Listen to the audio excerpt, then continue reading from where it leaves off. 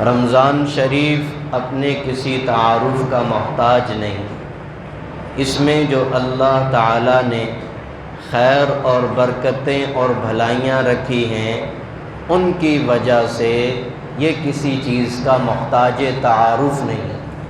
ہر بندہ جانتا ہے رمضان شریف ایک مقدس اور بابرکت مہینہ ہے، لیکن اس کے ساتھ ساتھ تاریخ اسلامی میں رمضان شریف میں کچھ ایسے واقعات رونما ہوئے ہیں جن کی وجہ سے رمضان شریف کو مزید شہرت مل گئی۔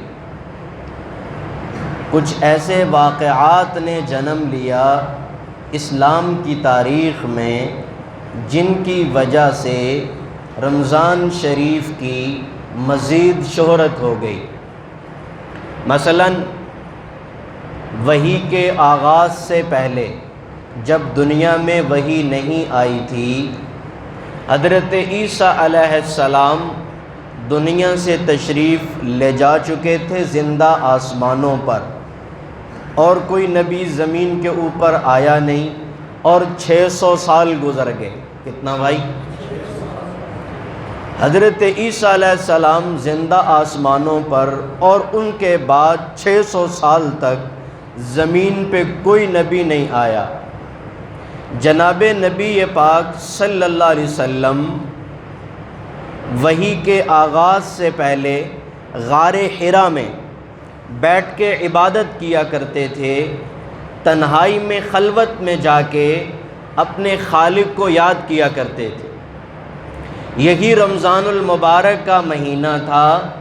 جناب نبی پاک صلی اللہ علیہ وسلم غار حرا میں بیٹھ کر اللہ تعالیٰ کو یاد فرما رہے تھے کہ اللہ تعالیٰ نے حضرت جبرائیل امی کو بھیجا، جاؤ ہمارے آخری اور سب سے محبوب نبی جناب محمد مصطفیٰ صلی اللہ علیہ وسلم غار حرا میں بیٹھ کے عبادت کر رہے ہیں، جاؤ نبوت کا آغاز اور نبوت کا اعلان اور قرآن شریف کی پہلی 5 آیتیں لے کر جاؤ۔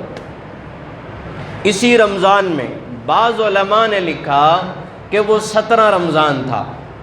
17 رمضان کو پہلی وحی آئی 600 سال کے بعد زمین کے اوپر۔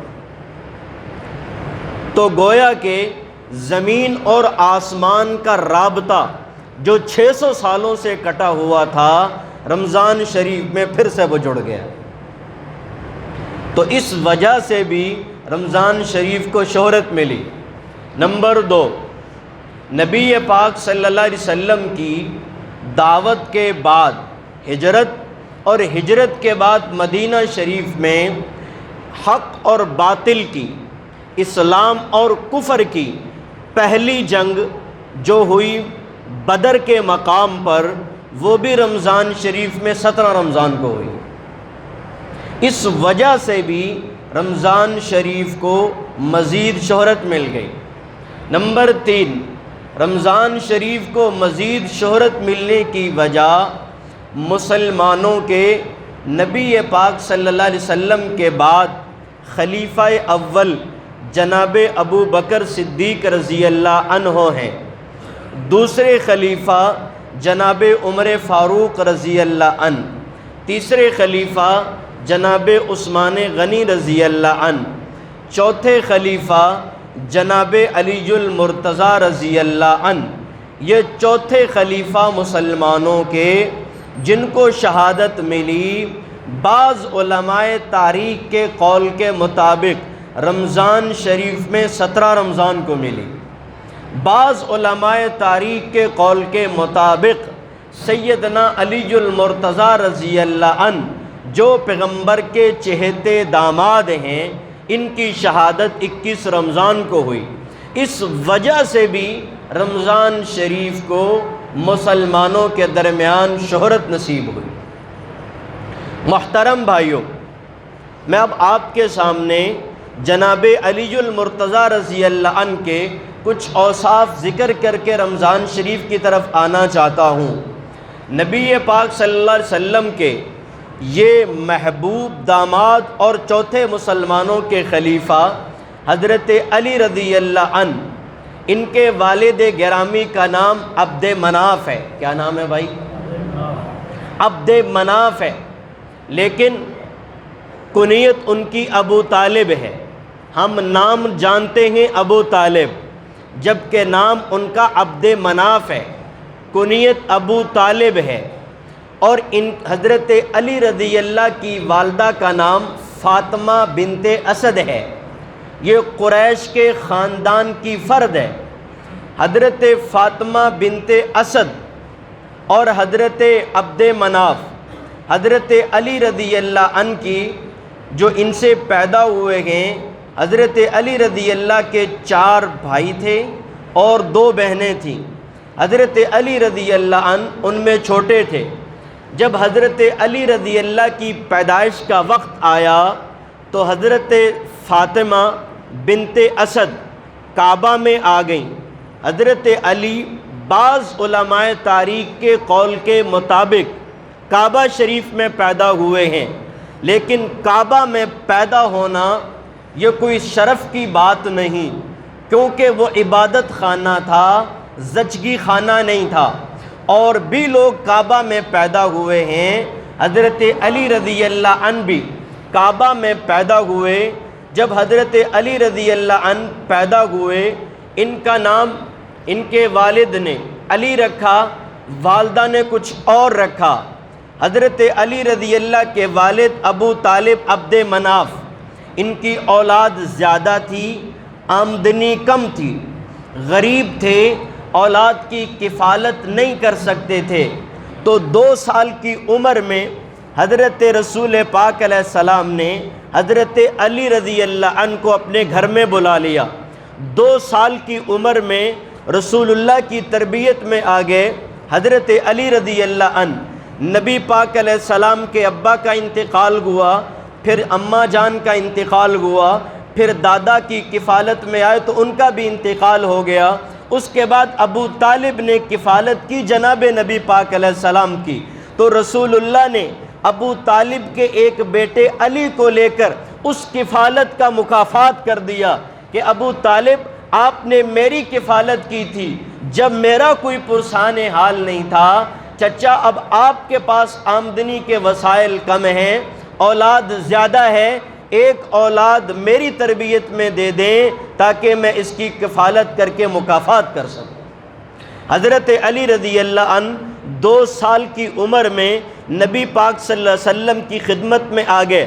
حضرت علی رضی اللہ عنہ وہ خوش قسمت انسان ہے جس نے نبی پاک صلی اللہ علیہ وسلم کو محمد بن عبداللہ سے محمد الرسول اللہ بنتے ہوئے دیکھا۔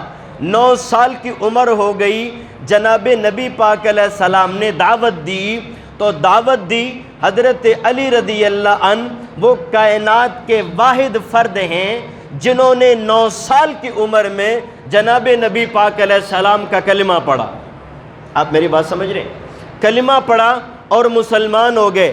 بڑوں میں، بڑے عمر کے لوگوں میں سب سے پہلے کلمہ پڑھنے والے جناب ابو بکر ہیں، اور عورتوں میں کلمہ پڑھنے والی جناب سیدہ خدیجہ رضی اللہ عنہا ہیں، اور غلاموں میں کلمہ پڑھنے والے زید بن حارثہ ہیں، اور بچوں میں سب سے پہلا کلمہ پڑھنے والے 9 سال کی عمر میں جناب علی المرتضیٰ ہیں۔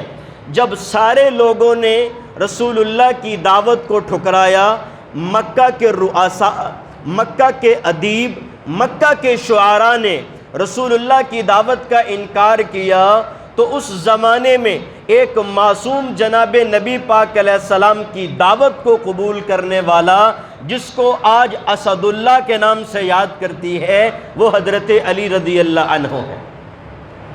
حضرت علی رضی اللہ عنہ کے اوپر نبی پاک صلی اللہ علیہ وسلم کو بہت زیادہ اعتماد تھا۔ رسول اللہ کو حضرت علی رضی اللہ کی ذات پہ انتہائی زیادہ اعتماد تھا۔ اس اعتماد ہی کی بنا پر جب حضرت علی رضی اللہ کی عمر تقریباً 21 سال تھی اور حضرت سیدہ فاطمہ کی عمر تقریباً 15 سال سے تجاوز ہوئی، رسول پاک علیہ السلام نے حضرت علی کے اوپر اعتماد کی وجہ سے اپنی سب سے محبوب بیٹی، رسول اللہ کی 4 بیٹیاں تھیں، سب سے محبوب اور چھوٹی بیٹی سیدہ فاطمہ کا نکاح حضرت علی رضی اللہ سے کر دیا۔ کتنے عمر میں کیا بھائی؟ 21 سال حضرت علی اور سیدہ فاطمہ کی عمر 15 سال سے کچھ تھوڑی سی تجاوز۔ جس فاطمہ کے متعلق بیٹیوں چاروں سے پیار تھا، حد درجہ پیار تھا، لیکن فاطمہ رضی اللہ سے پیغمبر کا پیار کچھ نرالے انداز میں تھا۔ میرے پیغمبر علیہ السلام نے فرمایا کہ فاطمہ تو بضعۃ منی، فاطمہ میرے جسم کا ٹکڑا ہے، من یؤذینی آذاہا، جو فاطمہ کو تکلیف دیتا ہے وہ گویا کہ محمد کو دیتا ہے۔ پھر فرمایا کہ جو فاطمہ کو رنجیدہ کرتا ہے وہ مجھ محمد کو رنجیدہ کرتا ہے۔ ایک موقع پر صحابی رسول فرماتے ہیں نبی پاک علیہ السلام کی زندگی کا معمول تھا، جب سفر پہ جاتے سب لوگوں سے ملاقات کرتے، سب سے آخر میں سیدہ فاطمہ کے گھر جاتے اور سیدہ فاطمہ کے ماتھے کو چومتے اور سفر پہ روانہ ہو جاتے، اور جب سفر سے اور جہاد سے واپس آتے تو سب سے پہلے سیدہ فاطمہ کے گھر جاتے، سیدہ فاطمہ کو ملتے۔ یہ پیغمبر کا فاطمہ سے نرالا پیار تھا۔ اسی پیار کی بنا پہ فرمایا یہ میری بیٹی جنت کی تمام عورتوں کی سردار خاتون جنت ہے۔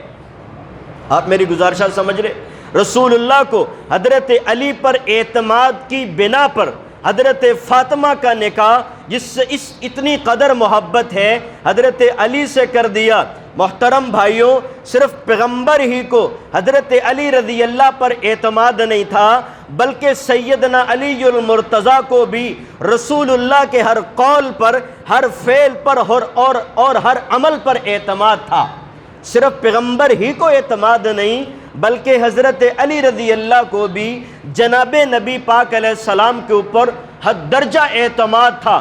ان دونوں کے باہم اعتماد کی مثال یوں دوں کہ جب رسول پاک علیہ السلام ہجرت فرما کر مدینہ کی طرف جا رہے تھے، شب ہجرت میں جناب علی سے فرمایا علی میرے بستر پر لیٹ جاؤ، میرے بستر پر لیٹ جاؤ، میں ہجرت کر کے جا رہا ہوں۔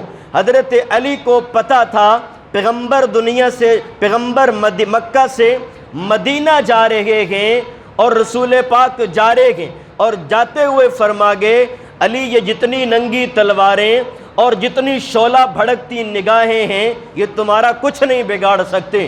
حضرت علی اس قیامت جیسی رات میں پیغمبر کے بستر پر لیٹ گئے۔ ارے مقتل کی جگہ پر جہاں پہ بندے کا قتل ہونا لازمی نظر آتا ہو وہاں نیند نہیں آتی، لیکن شیر خدا کو پیغمبر کے فرمان پہ اس قدر اعتماد تھا کہ مقتل اور ننگی تلواروں کے سائے میں بھی پیغمبر کے بستر پر لیٹ گئے، اور اسی طرح آرام سے ساری رات گزاری۔ صبح کو امانتیں واپس کیں اور 3 دن کے بعد پیغمبر کے پاس مدینہ میں پہنچے۔ جب رسول اللہ کے پاس پہنچے اطلاع ملی کہ جناب علی آ چکے ہیں۔ پیغمبر علیہ السلام نے فرمایا علی کو میرے پاس لاؤ۔ فرمایا اللہ کے نبی 450 کلومیٹر کا سفر کر کے علی یہاں تک پہنچے گئے، پیر چھلنی ہو چکے گئے، پیروں سے خون اتنا بہ رہا اور زخم اتنے ہو چکے ہیں آپ تک نہیں جا سکتے۔ رسول پاک خود اٹھ کر تشریف لے گئے جناب علی رضی اللہ کے پاس۔ حضرت علی کو اپنے سینے سے لگایا اور لگا کر کے دبایا، اور پھر فرمایا علی ایڈی دکھاؤ اور دونوں پیر دکھاؤ۔ حضرت علی نے پیر دکھائے، زخموں سے خون بہ رہا تھا۔ قربان جائیں نبی کے لعاب دہن پر، حضور نے اپنے منہ مبارک سے نبوت والا لعاب اور تھوک نکال کر جناب شیر خدا کی ایڑیوں پر لگا دیا، اور میرے پیغمبر کا معجزہ ظاہر ہوا۔ اسی وقت حضرت علی رضی اللہ کو شفا ہوئی اور مرتے دم تک دوبارہ پیروں میں تکلیف نہیں آئی۔ آپ میری گزارشات سمجھیں کہ پیغمبر کو بھی حضرت علی رضی اللہ کی ذات پہ اعتماد، اور خود علی المرتضیٰ کو بھی پیغمبر کی ذات پہ حد درجہ اعتماد ہے۔ اس اعتماد ہی کا نتیجہ کہ تلواروں کے سائے میں سو گئے۔ نمبر 2 مثال دیتا ہوں، پیغمبر پاک علیہ السلام کو اعتماد تھا تو حضرت علی رضی اللہ کو بھی پیغمبر کی ہر بات پہ اعتماد